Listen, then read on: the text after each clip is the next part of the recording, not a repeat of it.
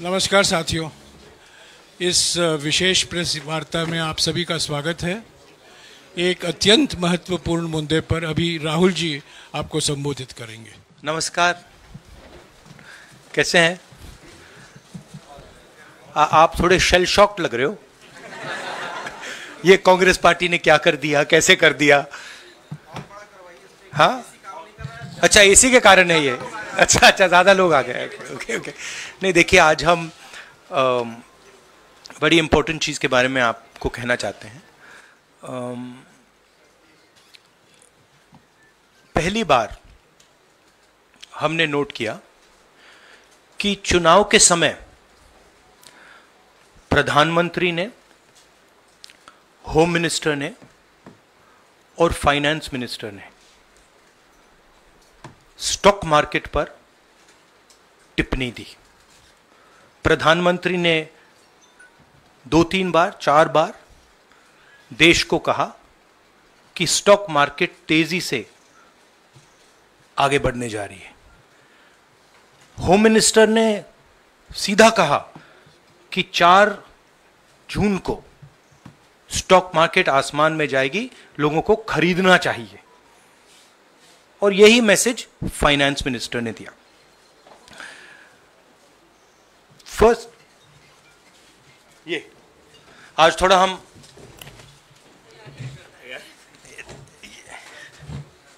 तो ये क्रोनोलॉजी है। अमित शाह कहते हैं बाय शेयर्स बिफोर 4 जून। 19 में नरेंद्र मोदी जी कहते हैं stock market will break records on June 4। फिर 28 मई को रिपीट करते हैं। 1 जून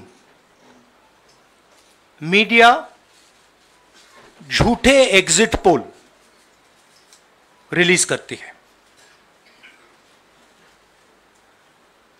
बीजेपी का ऑफिशियल जो इंटरनल सर्वे था वो उनको 220 सीट दे रहा था। तो ये इंफॉर्मेशन बीजेपी के लीडर्स के पास था। इंटेलिजेंस एजेंसीज ने 200 और 220 के बीच में सरकार को बताया था कि उनकी सीट्स आ रही हैं। 3 जून को स्टॉक मार्केट सारे रिकॉर्ड तोड़ देता है और 4 जून को खटाक से स्टॉक मार्केट अंडरग्राउंड चला जाता है। अगला स्लाइड दिखाइए जरा। ये देखिए,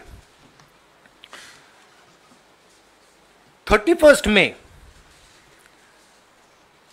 massive stock activity, more than double what was there on 30th, more than double what was there on 29, 28। ये अनोमली देखिए। ये कौन लोग हैं? ये वो लोग हैं जो जानते हैं कि कोई ना कोई घपला हो रहा है। हजारों करोड़ रुपए यहां पे इन्वेस्ट हुए हैं, फॉरेन इन्वेस्टर्स ने इन्वेस्ट किए हैं। और उसके बाद 30 लाख करोड़ रुपए का लॉस होता है। किसका लॉस होता है? रिटेल इन्वेस्टर्स का लॉस होता है। तो ये जो आप देख रहे हैं, हिंदुस्तान की स्टॉक मार्केट की हिस्ट्री का सबसे बड़ा स्कैम है। और इसके बारे में हम कुछ सवाल पूछना चाहते हैं। पहला सवाल, why did PM and HM give specific investment advice to the 5 crore families investing in the stock market? Is it their job to give investment advice? Second, why both interviews were given to the same media house owned by the same business group, which is also under SEBI investigation for manipulating stock market? Third, what is the connection between the BJP, the fake exit pollsters, and the dubious foreign investors who invested 1 day before the exit polls were announced and made a huge profit at the cost of 5 crore families? We demand a JPC into this, We are absolutely convinced that this is a scam. Somebody has made thousands of crores of rupees at the cost of Indian retail investors, and the Prime Minister and the Home Minister have given an indication to buy. And this is a criminal act. So we demand today a joint parliamentary committee to investigate this. मैं हिंदी में बोल देता हूं, प्रधानमंत्री ने देश की जनता को इन्वेस्टमेंट एडवाइस क्यों दी, और 5 करोड़ परिवारों को जो इन्वेस्ट करते हैं उनको प्रधानमंत्री ने, होम मिनिस्टर ने स्टॉक खरीदने का आदेश क्यों दिया। दूसरा, दोनों इंटरव्यूज जो किए गए थे वो अदानी जी के जो चैनल्स हैं उनको दिए गए थे, उन पर सेबी का इन्वेस्टिगेशन हो रहा है, तो उन चैनल्स का क्या रोल है। और बीजेपी के बीच में जो फेक एग्जिट पोलस्टर्स हैं और ये जो फॉरेन इन्वेस्टर्स हैं, इनके बीच में क्या कोई रिश्ता है, और अगर रिश्ता है तो क्या है। हम जेपीसी चाहते हैं, हम इन्वेस्टिगेशन चाहते हैं, और देश इसकी सच्चाई जानना चाहता है। धन्यवाद। शुक्रिया राहुल जी। साथियों, अभी अभी राहुल जी ने आपको स्पष्ट तरीके से क्रोनोलॉजी समझ लिया है। बार बार गृह मंत्री कहते थे अब क्रोनोलॉजी समझिए। आज राहुल जी ने देश को क्रोनोलॉजी समझाया है। इसके ऊपर अगर आपके सवाल हैं तो एक एक करके आप पूछेगा, एक एक करके पूछेगा। I haven't said the chronology in English, so I'll say the chronology in English. 13th May 2024, the Home Minister says, buy shares before 4th of June. This is a clear indication to retail investors and others to buy stock. 19th May, for the first time, and then repeatedly until the 28th May, the Prime Minister says that the stock market is going to break records on 4th June. Finally, on 1st June, completely fictitious exit polls are released. These investors are given a completely wrong impression. And on the 3rd of June, as we all know, the stock market breaks all records and then crashes on the 4th of June. Whoever has made money as the stock market rose and also as the stock market crashed. And we are interested in having a joint parliamentary committee, a JPC, to investigate the role of the Prime Minister, the role of the Home Minister, role of BJP members, and also those people who have done these fake exit polls. And finally, we want to understand who are the people, these foreign investors, who did these trades. So we want an investigation for that. शुक्रिया राहुल जी। हाँ संजय। राहुल जी, इससे पहले भी आपने Adani issue पे JPC पिछली लोकसभा में मांग की थी, तो क्या आप चाहेंगे कि ये इशू और हिंडनबर्ग इशू दोनों कंबाइन हो और दोनों की जांच हो? ये जो इशू है, this is a broader issue than just the Adani issue. It is connected to the Adani issue, but this is a much broader issue. This is directly the Prime Minister of India, Home Minister, who are privy to data on actual election results, who have IB reports, who have their own data, who are advising retail investors to buy stock on the 4th. This has never happened before. And by the way, the Prime Minister has never commented on stock market before this. This is the first time the Prime Minister has commented, very interestingly, and multiple times, one after the other, saying that stock market is going to boom, stock market is going to boom, stock market is going to boom.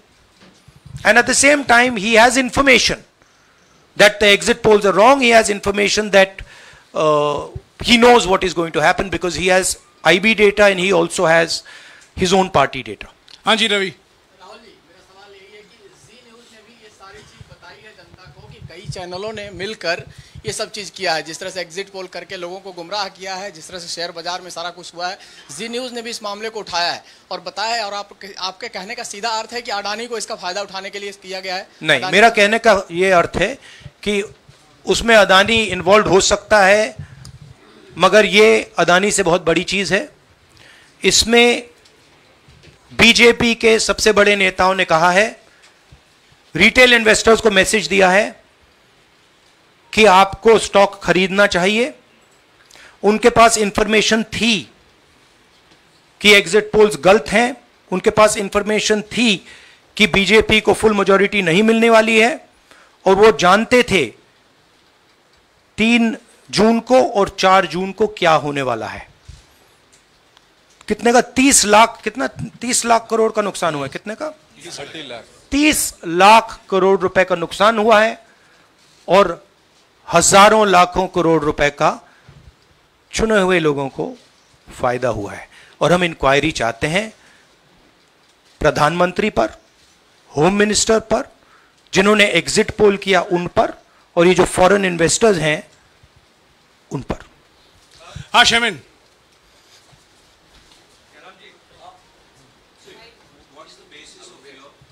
बहुत दूर है। 30 lakh crore loss of asset. How did you arrive at that figure? Do you want to explain?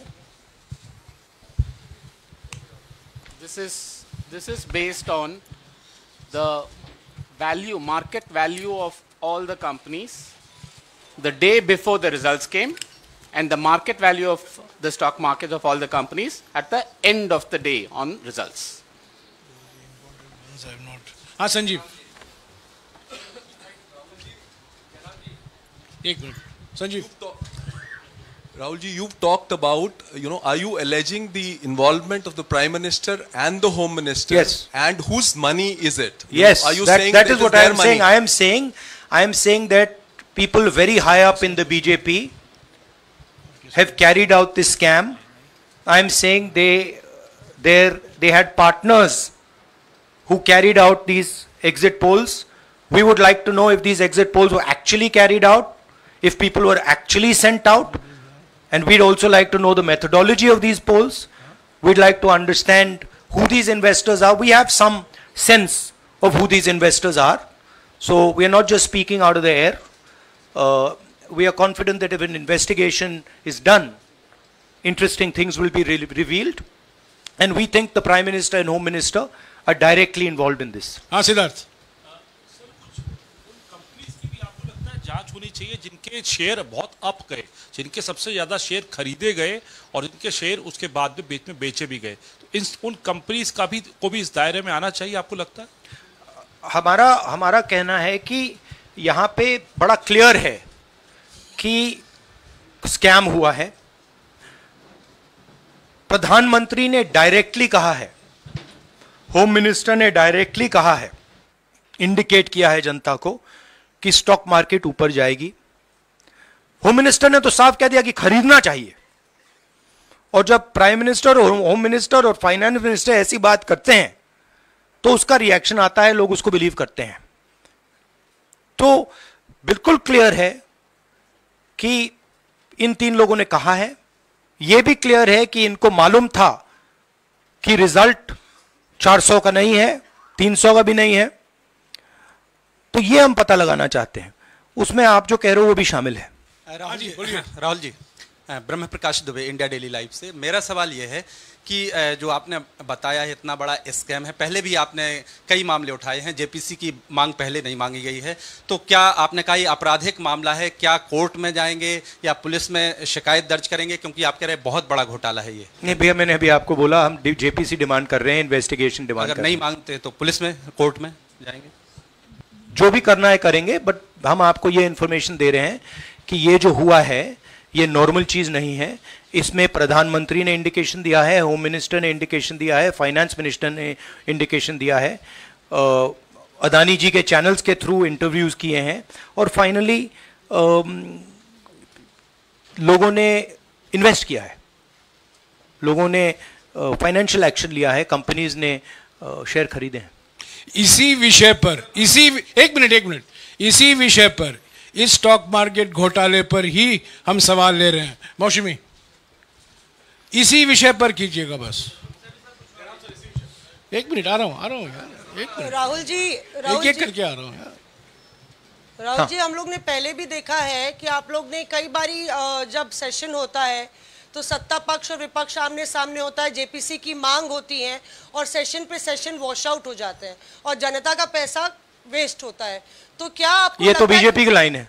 तो क्या नहीं, मतलब जनता का पैसा के सेशन वाटर, आप ऐसी टी शर्ट ले लो ना एक, मैं आपको दे दूंगा, जरूरत नहीं है, उनका वो सिंबल दे दूंगा आपको, ये उनकी लाइन है। सवाल आपको पसंद नहीं आए वो अलग बात है, पर आपको किसी नहीं, सवाल मुझे बहुत पसंद आ रहा है। इस तरह से उंगली उठाने की जरूरत नहीं। आप चेक, बहुत अच्छा लग रहा है, बोलिए। बीजेपी का बैच पहनने की आप जरूरत सवाल नहीं। पूछे ना, सवाल नहीं, आपको भी जयराम साहब ये बोलना चाहिए, सवाल गलत बात है। सवाल पूछे। मेरा बस ये सवाल था कि जेपीसी की मांग पे कई बारी कामकाज ठप हो जाता है, तो क्या आपको लगता है कोई और भी राह आप लोग सड़क की राह इख्तियार कर सकते हैं, क्योंकि ये आम आदमी का पैसा है।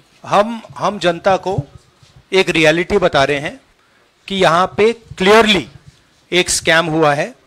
यहाँ पे प्राइम मिनिस्टर ने इंडिकेट किया है, यहाँ पे होम मिनिस्टर ने इंडिकेट किया है, यहाँ पे फाइनेंस मिनिस्टर ने इंडिकेट किया है। नॉर्मली बीजेपी की ये पोजीशन होती है कि जब भी हम कोई मुद्दा उठाते हैं तो हम पार्लियामेंट का टाइम वेस्ट कर रहे हैं। वही पोजीशन आपने अपनाई है, इसलिए मैंने आपसे कहा कि देखिए आप बीजेपी की पोजीशन ले रही हैं। रियलिटी ये है कि हम जेपीसी करवाएंगे। अब ऑपोजिशन में बहुत ज्यादा ताकत है, बहुत ज्यादा स्ट्रेंथ है और पूरा जो पार्लियामेंट की सिचुएशन है वो बदल गई है। हाँ जैनेंद्र, राहुल जी, जेपीसी की मांग जो आपने की है वो तो पार्लियामेंट सेशन में होगी, लेकिन ये जो आम निवेशक हैं देश भर के जिनका 30 लाख करोड़ डूबा है, उनमें कर्नाटक के, तेलंगाना के, हिमाचल के भी लोग होंगे। तीनों राज्यों में आपकी सरकार है, क्या राज्य की जो जांच एजेंसी है उसके जरिए आप जो उन राज्यों के निवेशकों का कम से कम पैसा डूबा है, ये जो आप पूरे नेक्सस की बात आप कर रहे हैं, गुमराह करने की बात कर रहे हैं, क्या वहां से कोई कार्रवाई की उम्मीद कर सकते हैं? सोचा जा सकता है, बट ऐसी चीज के लिए शायद जेपीसी सही औजार होगा। हाँ रंजीता, रंजीता, मोहित इज आस्क्ड, रंजीता यार आप पूछते रहे। मोहित चलो। आपको ऐसे सर मैं इज अपसेट सर मैं मोहित, आपने चमत्कार किया, पूछ नहीं सर मैं मोहित हूँ, न्यूज नेशन से। नहीं जानता। सर लगातार पिछले घोटालों में भी आपने जेपीसी की बात की थी, आपने हर जांच की बात की और ये एक बड़ा घोटाला सामने आया, इसमें भी आप जेपीसी की मांग कर रहे हैं। कितनी उम्मीद है कि लोग जेपीसी की ये लागू करेंगे? आपको क्या लगता है कि ये जेपीसी लागू करने वाले, अगर नहीं करेंगे फिर क्या करेंगे आप लोग? नहीं, हम प्रेशर लगाएंगे, डालेंगे, बट मुझे लगता है कि जो पहले राजनीतिक सिचुएशन थी, जिस इम्प्यूनिटी के साथ प्रधानमंत्री पहले काम करते थे, मुझे लगता है वो अब खत्म हो गया है, तो दूसरा नतीजा आएगा। राहुल जी, ये आखिरी है क्या और दो लेंगे? ये आखिरी है। आखिरी नहीं, आखिरी हो गया, इन्होंने कह दिया आखिरी। ओके रंजीता।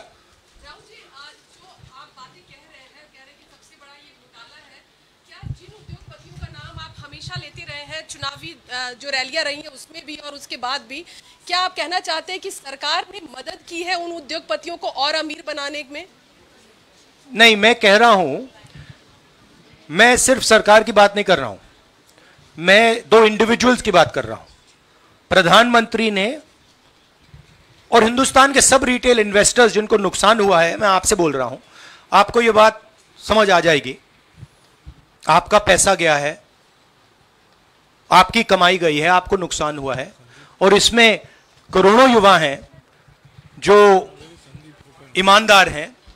तो नरेंद्र मोदी जी ने, अमित शाह जी ने आपको मैसेज दिया कि 4 तारीख को स्टॉक मार्केट आसमान छुएगी, और आपने उन पर भरोसा किया। मगर सच्चाई यह थी कि नरेंद्र मोदी को मालूम था कि 4 जून को स्टॉक मार्केट आसमान नहीं छुएगी। 4 जून को स्टॉक मार्केट का जबरदस्त नुकसान होने जा रहा है, क्योंकि उनके पास इंटेलिजेंस की रिपोर्ट थी और बीजेपी का जो इंटरनल असेसमेंट था 220 सीट का, वो उनके हाथ में था। तो मेरा यह सवाल है और मैं आपसे इन्वेस्टर से कहना चाहता हूं कि आपको जो चोट पहुंची है, जो आपको दर्द हुआ है, वो चोट नरेंद्र मोदी जी और अमित शाह के बयान ने आपको पहुंचाई है। और हजारों करोड़ रुपए किसी ना किसी ने चोरी किए हैं। वो आपके जेब से गए हैं, रिटेल इन्वेस्टर्स के जेब से गए हैं। तो मैं चाहता हूं, आपके लिए बोल रहा हूं, मैं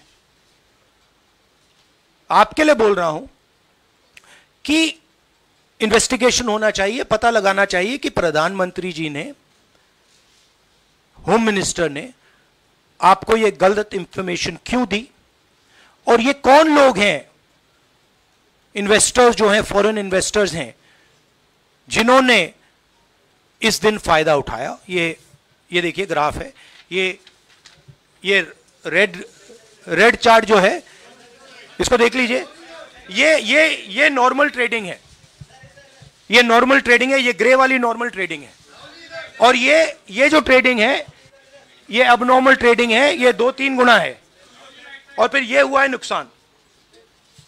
तो ये नरेंद्र मोदी जी और अमित शाह से मैं पूछ रहा हूं कि आप में इसमें आपका क्या रोल था, और रिटेल इन्वेस्टर्स के लिए पूछ रहा हूं, आपकी मदद करने के लिए पूछ रहा हूं, और इन्वेस्टिगेशन होगा तो आपके लिए होगा। धन्यवाद, शुक्रिया।